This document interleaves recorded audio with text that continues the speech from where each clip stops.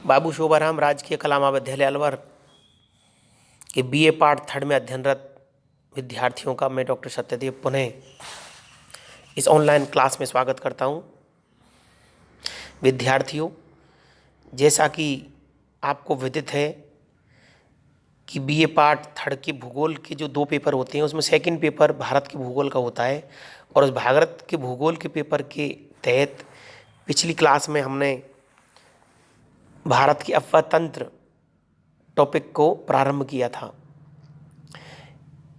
इस टॉपिक के अंतर्गत भारत की नदी जो तंत्र है उसके बारे में हम विवेचना करेंगे और मैंने आपको ये बताया था कि नदी तंत्र के अंतर्गत या भारत की नदियों को 2 भागों में बांट करके हम पढ़ सकते हैं। हिमालय क्षेत्र से निकलने वाली नदियाँ और प्रायद्वीपीय भारत की नदियाँ। हिमालय क्षेत्र से निकलने वाली जो नदियाँ हैं उसके बारे में हमने बताया था कि 3 प्रमुख नदी तंत्र हैं, सिंधु नदी तंत्र, गंगा नदी तंत्र और ब्रह्मपुत्र नदी तंत्र।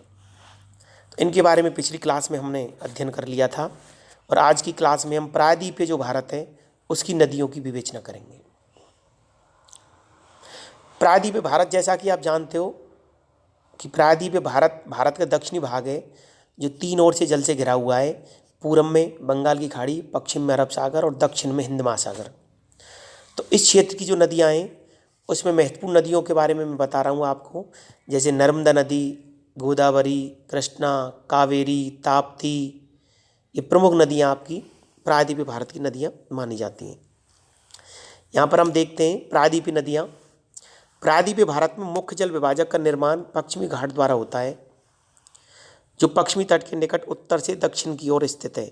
अब देखिए, जो जल विभाजक है उसका मतलब होता है कि जो ऊंचा उठा हुआ भूभाग जो 2 नदी बेसिनों को अलग करता है। जो पश्चिमी घाट है उसके साथ साथ जल विभाजक दक्षिण से उत्तर की ओर बढ़ता है, अर्थात इससे पूर्व की नदियाँ बंगाल खाड़ी में गिरती हैं और पश्चिम की नदियाँ अरब सागर में गिरती हैं। प्रायद्वीपीय भाग की अधिकतर मुख्य नदियाँ जैसे महानदी, गोदावरी, कृष्णा तथा कावेरी पूर्व की ओर बहती हैं तथा बंगाल की खाड़ी में गिरती हैं। ये नदियाँ अपने मुहाने पर डेल्टा का निर्माण करती हैं। पश्चिमी घाट से पश्चिम में बहने वाली अनेक छोटी धाराएं हैं।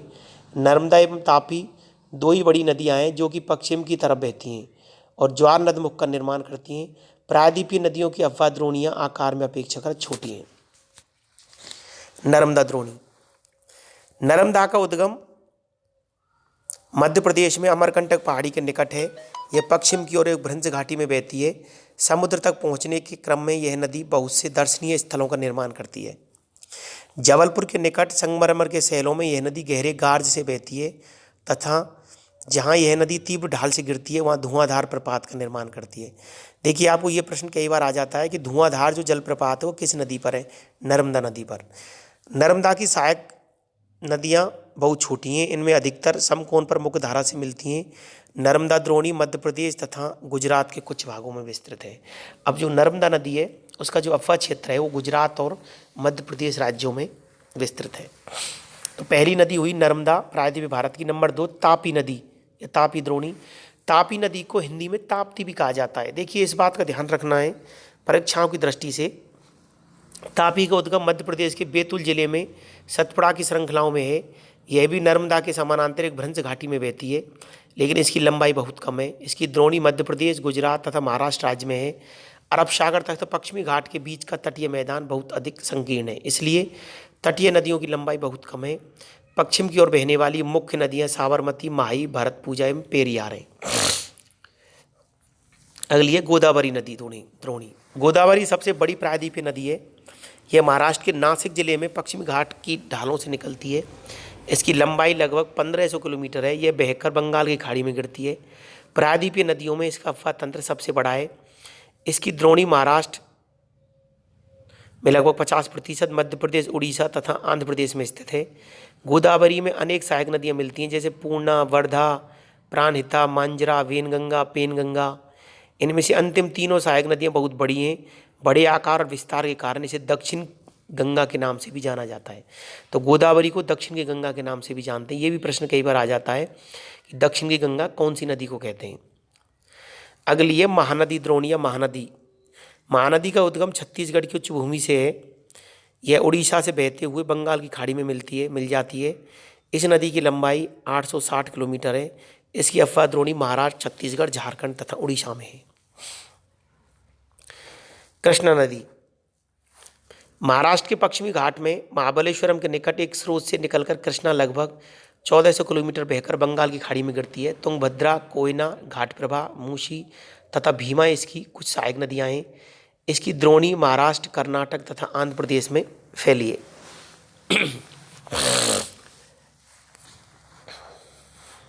कावेरी द्रोणी कावेरी पश्चिमी घाट के ब्रह्मगिरी श्रृंखला से निकलती है तथा तमिलनाडु में कुडलूर के दक्षिण में बंगाल की खाड़ी में मिल जाती है। इसकी लंबाई 760 किलोमीटर है। इसकी प्रमुख सहायक नदियां हैं अमरावती, भवानी, हेमावती तथा काविनी। इसकी द्रोणी तमिलनाडु, केरल तथा कर्नाटक में विस्तृत है। तो ये आपके प्रमुख जो हैं, जो प्रायद्वीपीय भारत की नदियां हैं, जैसे मैंने बताया था आपको, नर्मदा और ताप्ती जो आपके बंगाल की खाड़ी की तरफ ने जाकर के अरब सागर में गिरती हैं, अर्थात पश्चिम की भाग की ओर बहती हैं। और इसके बाद गोदावरी, कृष्णा, कावेरी, ये आपकी वो नदियां हैं जो पूरब की ओर बहती हैं, ये आपकी बंगाल की खाड़ी में गिरती हैं। अब हम देखते हैं कि आप जानते हैं भारत में दूसरा सबसे बड़ा जलप्रपात कावेरी नदी बनाती है। इसे शिव समुद्रम के नाम से जाना जाता है। प्रपात द्वारा उत्पादित विद्युत मैसूर, बेंगलोर तथा कोलार स्वर्ण क्षेत्र को प्रदान की जाती है। इन बड़ी नदियों के अतिरिक्त कुछ छोटी नदियां हैं जो पूर्व की तरफ बहती हैं। दामोदर, ब्राह्मणी, बैतरणी तथा स्वर्ण रेखा कुछ महत्वपूर्ण उदाहरण हैं। क्या आप जानते हैं पृथ्वी के धरातल का लगभग 71% भाग जल से ढका है, लेकिन इसका 70% जल लवणीय है। केवल 3% ही जल स्वच्छ जल के रूप में उपलब्ध है, जिसका 3/4 भाग हिमानी के रूप में है। तो यहाँ पर आज की क्लास में हमने मुख्य रूप से जो प्रायद्वीपीय भारत या दक्षिणी भारत की जो नदियाँ हैं उसकी विवेचना की। तो अफवाह तंत्र के अंतर्गत भारत की जो नदियाँ हैं उनको दो भागों में बांट करके हम पढ़ते हैं। पहला हिमालय से निकलने वाली नदियाँ, और दूसरा जो पार्ट है प्रायद्वीपीय भारत की नदियाँ। प्रायद्वीपीय भारत की नदियों में कुछ नदी बंगाल की खाड़ी में गिरती हैं, कुछ अरब सागर में गिरती हैं। अब यहाँ पर मैं आपको कुछ असाइनमेंट होमवर्क के रूप में दे रहा हूँ। आप लिखिए प्रश्न। सबसे पहले ऑब्जेक्टिव प्रश्न लिखिए धुआंधार जलप्रपात निम्न में से किस नदी पर स्थित है? धुआंधार जलप्रपात निम्न में से किस नदी पर स्थित है? Option A Narmada, option B Kaveri, option C Tapi और ऑप्शन डी गोदावरी। अगला प्रश्न लिखिए दक्षिण की गंगा के नाम से निम्न में से कौन सी नदी जानी जाती है? दक्षिण की गंगा के नाम से निम्न में से कौन सी नदी जानी जाती है? Option A Godavari, option B Narmada, option C Tapi और ऑप्शन डी बेगई। अगला प्रश्न लिखिए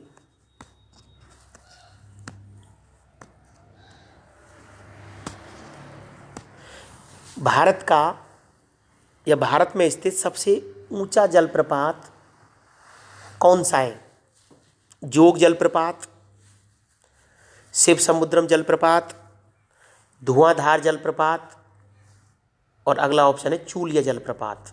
चार ऑप्शनों में से आपको बताना है कि भारत का सबसे ऊंचा जलप्रपात कौन सा है। अगला प्रश्न लिखिए शिव समुद्रम जलप्रपात निम्न में से किस नदी पर स्थित है? शिव समुद्रम जलप्रपात निम्न में से किस नदी पर स्थित है? Option A Krishna, option B Kaveri, option D Godavari और ऑप्शन अगला है डी है आपकी महानदी। तो इस तरीके से ये आपके कुछ ऑब्जेक्टिव प्रश्न हैं। अब एक निबंधात्मक प्रश्न लिखिए अफवाह तंत्र से आप क्या समझते हो? प्रश्न लिखिए अफवाह तंत्र से आप क्या समझते हो? भारत के अफवाह तंत्र की विस्तृत विवेचना कीजिए। अफवाह तंत्र से आप क्या समझते हो? भारत के अफवाह तंत्र की या भारत के नदी तंत्र की विस्तृत विवेचना कीजिए।